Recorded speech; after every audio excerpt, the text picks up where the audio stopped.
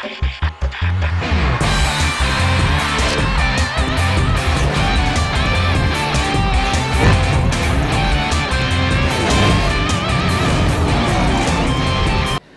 সিরিজের ২ টেস্টের জন্য ১৪ সদস্যের দল ঘোষণা করেছে বিসিবি। ফিরেছেন মাহমুদুল হাসান জয়, জায়গা হয়নি এনামুল বিজয়ের। শ্রীলঙ্কা সফরের দল ছিল ১৬ সদস্যের, সেখান থেকে বিজয়ের বাদ পড়া প্রত্যাশিত, কারণ লঙ্কানদের বিপক্ষে প্রত্যাবর্তন সিরিজে ব্যর্থ হন তিনি। মাহিদুল অঙ্কন আর নাইম হাসানও বাদ পড়েছেন। ওপেনার মাহমুদুল জয় সম্প্রতি জাতীয় ক্রিকেট লিগে সেঞ্চুরি করে নজরে আসেন, তাকে ফিরিয়েছেন নির্বাচকরা। সাদা বলের ক্রিকেটে অফ ফর্মে থাকলেও টেস্ট দলে রাখা হয়েছে জাকের আলীকে। আছে 4 পেসার ও 3 স্পিনার। সিলেটে আয়ারল্যান্ডের বিপক্ষে প্রথম টেস্ট শুরু 11 নভেম্বর, মিরপুরে দ্বিতীয় টেস্ট 19 নভেম্বর থেকে।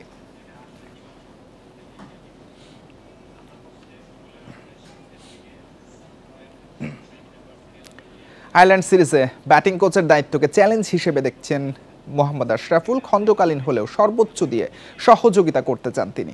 ক্রিকেট ক্যারিয়ারে নানা সময়ে যে সাহসিকতা তিনি দেখিয়েছেন, সেটি জাতীয় দলে কোচ হিসেবে দেওয়ার অপেক্ষায় আশরাফুল।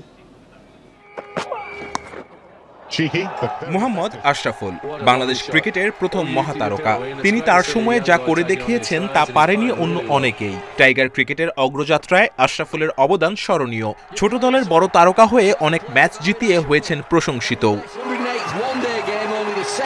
উত্থান পতন ছিল, তারপরও অবিচ্ছেদ্য অংশ ছিলেন আশার ফুল হয়ে। বিপিএলে ফিক্সিং কেলেঙ্কারিতে ফেঁসে নিষিদ্ধ হওয়ায় ছেদ পড়ে ক্রিকেট ক্যারিয়ারে, আর আন্তর্জাতিক ক্রিকেটে ফেরার স্বপ্ন পূরণ হয়নি। তবে জাতীয় দলে ফিরলেন ঠিকই, ভিন্ন ভূমিকায় ব্যাটিং কোচ হয়ে। টাফ তো জানি, তারপর আমি এই চ্যালেঞ্জ নেওয়ার জন্যই আসলে এসেছি। কাজ করার চেষ্টা করব, আলহামদুলিল্লাহ যদি ভালো হয় তো আলহামদুলিল্লাহ। এই দায়িত্ব খণ্ডকালীন, আপাতত আয়ারল্যান্ড সিরিজের জন্য। দলের ব্যাটিং সামর্থ্য যখন প্রশ্নের মুখে, তখন আশরাফুলের পক্ষে কেন বিসিবির বাজি? আশরাফুলের সেই সেঞ্চুরি কিন্তু আমি বলবো প্রথম আমাদের আইকনিক প্লেয়ার আশরাফুল, যে কিনা ওয়ার্ল্ড ক্রিকেটকে দেখাই দিয়েছে যে আমার মনে হয় যে একটা প্লেয়ার যে আসছে বাংলাদেশে নতুন। আশরাফুল কিন্তু লেভেল 3 কোচিং কোর্স করছে, বিভিন্ন জায়গায় এখন খেলছে, সুপার একটা এক্সপিরিয়েন্স আছে। আমরা ওয়াই নট আশরাফুলের এত সুন্দর একটা তার ক্যারিয়ার ভবিষ্যৎ আমরা যদি পেয়ে যাই। কোচিং ক্যারিয়ার খুব বেশি দিনের নয়। আইসিসির লেভেল 3 কোর্স করে পরবর্তীতে রংপুর রাইডার্সের সহকারী কোচ হন। গ্লোবাল সুপার লিগ জয় একমাত্র অর্জন। সম্প্রতি এনসিএলে বরিশাল বিভাগের সঙ্গে কাজ করছেন। ফ্র্যাঞ্চাইজি লিগ কিংবা ঘরোয়া লিগে কোচিং আর জাতীয় দলের সঙ্গে কাজ করা ভিন্ন চ্যালেঞ্জ। এখানে প্রত্যাশার সঙ্গে প্রাপ্তির মেলবন্ধন না হলে জুটবে সমালোচনা। আশরাফুল কি হৃদয় জাকেরদের মানসিকতায় পরিবর্তন আনতে পারবেন? আয়ারল্যান্ড সিরিজে 2 টেস্ট 3 টি-20 কোচ হিসেবে প্রমাণের প্রথম সুযোগ। সফল হলেই মেয়াদ বাড়বে হয়তো। Kamrul Hasnat, independent news, Dhaka. BPL হচ্ছে 5 দলের, ইতিহাসের সবচেয়ে কম দল এবারে। আগের প্রতিষ্ঠানগুলোর মধ্যে রয়েছে ঢাকা ও রংপুরের দল, বাকি 3টি এসেছে নতুন করে। আগামী 5 কর্মদিবসের মধ্যে 10 কোটি টাকা জমা দেবে দলগুলো। 10-17 নভেম্বর ড্রাফট, 19 ডিসেম্বর শুরু হয়ে আসর চলবে 16 জানুয়ারি পর্যন্ত। বিসিবির গুলশান অফিসে বিপিএল সভা। দল ঠিক করার শেষ সভা সন্ধ্যা থেকে চলল রাত 10টা পর্যন্ত। শেষ পর্যন্ত জানা গেল ফ্র্যাঞ্চাইজিগুলোর নাম। পুরনো 2 দল থেকে যাচ্ছে, নতুন করে বেছে নেওয়া হলো 3 ফ্র্যাঞ্চাইজি, যদিও নাম এখনো ঠিক হয়নি। এই 5টা টিম আমরা ফাইনালাইজ করতে পেরেছি। তাদের মধ্যে হচ্ছে Toggi Sports Rangpur, Triangle Services Chittagong, Champion Sports Dhaka, Nabil Group Rajshahi, Cricket with Sami Sylhet. Toggi Sports Rangpur, Triangle Services Chattogram, Champion Sports Dhaka, Nabil Group Rajshahi and Cricket with Sami Sylhet. 2 crore টাকা করে ফি দিয়েছে দলগুলো। গ্যারান্টি মানিও দিতে হবে 5 কর্মদিবসের মধ্যে। নাম চূড়ান্ত হলেও এই টাকা দিতে না পারলে থাকবে না মালিকানা। After the Inception of BPL এই ফার্স্ট টাইম আমরা ইউআইয়ের সাথে 2 কোটি টাকা করে নিয়েছি।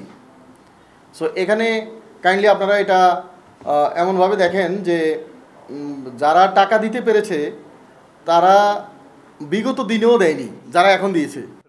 দল কমেছে, দেশি তারকাদের সুযোগও কমে আসবে। প্রতিদ্বন্দ্বিতা কমার সংখ্যা থাকলেও দারুণ একটা বিপিএল আয়োজনে আশাবাদী কর্তারা।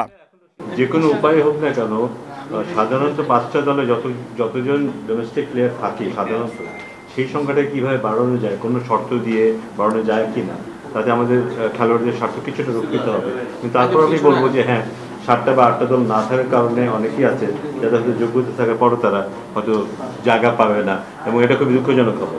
17 নভেম্বর ড্রাফট, আসর শুরু হবে 19 ডিসেম্বর, 27 দিনের বিপিএল শেষ হবে 16 জানুয়ারি। Mazharul Islam, independent news. ক্যারিয়ারের 100তম টেস্টের আগে জাতীয় ক্রিকেট লিগে মুশফিকের সেঞ্চুরি। দ্বিতীয় রাউন্ডে 3টি ম্যাচই ড্র হয়েছে। শেষ দিন সালমান ইমনও সেঞ্চুরি পেয়েছেন, অন্যদিকে 6 রানের আক্ষেপ জিসানের। 93 রানে অপরাজিত থাকা মুশফিক দিনের শুরুতেই সেঞ্চুরি পূর্ণ করেন। আউট হন 115 রান করে। আয়ারল্যান্ড সিরিজের আগে এই ইনিংস তাকে আত্মবিশ্বাসী করবে। সিলেট অল আউট হয় 290 রানে। দ্বিতীয় ইনিংসে ওয়ানডে মেজাজে খেলেছে ঢাকা। জিসানের 94 রান। শিবলি অপরাজিত থাকেন 59 করে। 2 উইকেটে 222 রানে ইনিংস ঘোষণা করে ঢাকা। জবাবে 4 ওভার খেলে 13 রান সিলেটের। কক্সবাজারে সালমান ইমনের সেঞ্চুরিতে 4 উইকেটে 259 রানে ইনিংস ঘোষণা করে বরিশাল। ড্র হওয়ার ম্যাচে দুই দলই দ্বিতীয় ইনিংসে ব্যাটিং করেছে। ফুটবলের খবর জানাবো। নেপাল আর ভারতের বিপক্ষে জয়ের বিকল্প ভাবছেন না হাভিয়ার কাবরেরা। লিগে মানসম্পন্ন ফুটবলার না পাওয়ায় দলে নতুন মুখ দেখা যাচ্ছে না বলেছেন হেড কোচ। আর দেরিতে প্রাথমিক দল ঘোষণার দায় বাফু ফেঁকে দিয়েছেন। ছুটি কাটিয়ে কাবরেরা যোগ দিলেও বসুন্ধরার ফুটবলাররা ক্যাম্পে আসবেন শুক্রবার। ক্যাম্প শুরুর 5 দিন পর জাতীয় দলের সাথে হেড কোচ হাভিয়ের কাবরেরা যমজ কন্যা সন্তানের বাবা হয়ে ছুটি কাটিয়ে ফিরেছেন। আনন্দের সঙ্গে আছে পেশাদারিত্বের চাপ। বলছেন উদযাপন করতে চান সবার সাথে ভারতকে হারিয়ে। ছুটি কাটিয়ে কাবরেরা যোগ দিলেও বসুন্ধরা কিংসের ফুটবলারদের এখনও পাওয়া যায়নি। শুক্রবার ক্যাম্পে উঠবেন তপু রাকিবরা। আপাতত 15 ফুটবলার নিয়ে অনুশীলন চলবে জাতীয় দলের। বারবার কম সংখ্যক ফুটবলার নিয়ে ক্যাম্প শুরু, দেরি করে প্রাথমিক স্কোয়াড ঘোষণার ব্যাখ্যা দিয়েছেন কাবরেরা। আমার মনে হয় দেরিতে প্রাথমিক স্কোয়াড ঘোষণার সাথে আমার কোনো সম্পৃক্ততা নেই। আমি যথারীতি ক্যাম্পের আগে তালিকা দেই, তাই আমি জানি না। গত 3 মাস এই স্কোয়াড নিয়ে কাজ করছি। বিষয়টিকে আমি ইতিবাচক বলবো। জয় না আসলেও মাঠে ভালো ফুটবল খেলছে বাংলাদেশ। নেপালের বিপক্ষে প্রীতি ম্যাচ খেলে সারতে হবে প্রস্তুতি।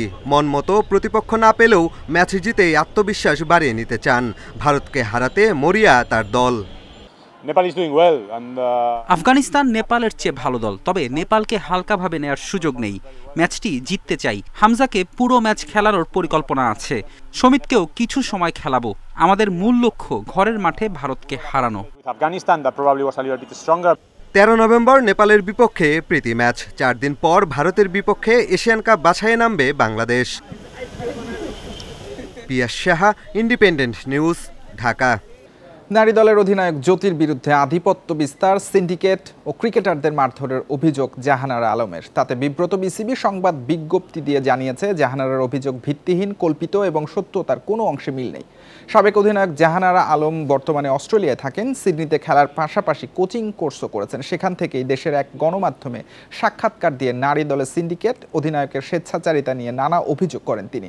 বিসিবি বিবৃতি দিয়ে জানায় জাহানারার সব অভিযোগ ভিত্তিহীন। বোর্ডের পক্ষ থেকে বলা হয়েছে নারী দল যখন আন্তর্জাতিক পর্যায়ে প্রশংসনীয় অগ্রগতি এবং একতার পরিচয় দিচ্ছে, তখন এমন হানিকর মন্তব্য অত্যন্ত দুঃখজনক।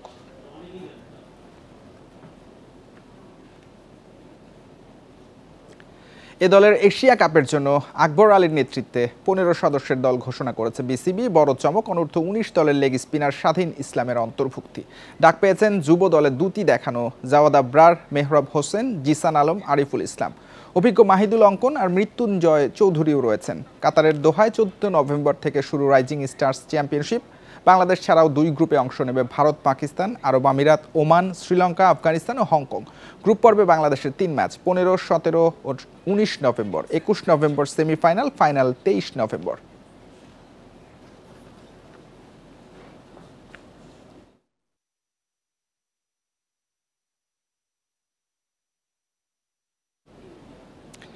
তিরিশ দেশের অংশগ্রহণে 8 নভেম্বর ঢাকায় শুরু হচ্ছে এশিয়ান আর্চারি চ্যাম্পিয়নশিপ।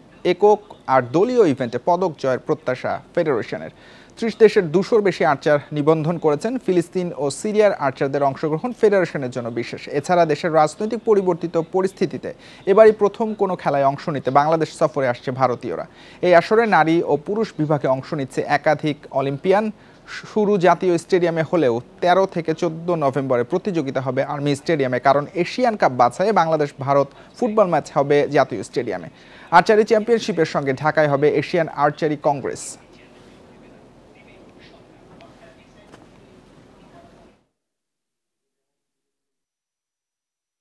এই মুহূর্তে যদি আমি প্লেয়ারদের উপর প্রেশার দেই যে এইটা পাবে ওইটা পাবে, তারা কিন্তু একটু হকচকিয়ে যেতে পারে। আমি চাচ্ছি কি তাদের মাইন্ডটা ফ্রি থাকুক, তারা যেইটাই খেলবো, যদি তারা ভালো খেলে তাদের একটা আমি মোটিভেট করি সবসময়, আগেও করতাম এখনও করি, তোমরা ভালো খেলো, ভালো খেললে ভালো ফলাফল হবে, ভালো ফলাফল হলে মেডেল আসবে। এই ছিল আজকের যত খেলায়। ইন্ডিপেন্ডেন্ট টেলিভিশনের সব খবর বিস্তারিত জানতে চোখ রাখুন ফেসবুক, ইউটিউব এবং এক্সে। আমন্ত্রণ পরের আয়োজন।